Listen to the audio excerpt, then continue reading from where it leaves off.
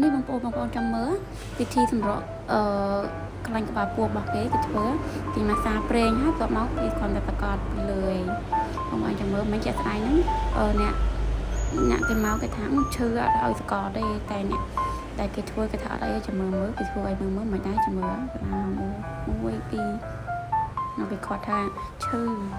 ឡូវចាំមើលគេធ្វើតិចមកឡើងហើយគេរុញ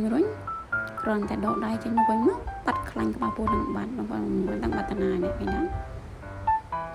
ម្យ៉ាងដែរតានេះ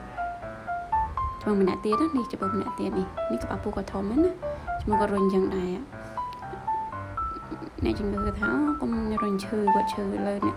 គេបញ្យល់ប្រាប់ថាអត់អីទេជំងឺគេព្រមទប់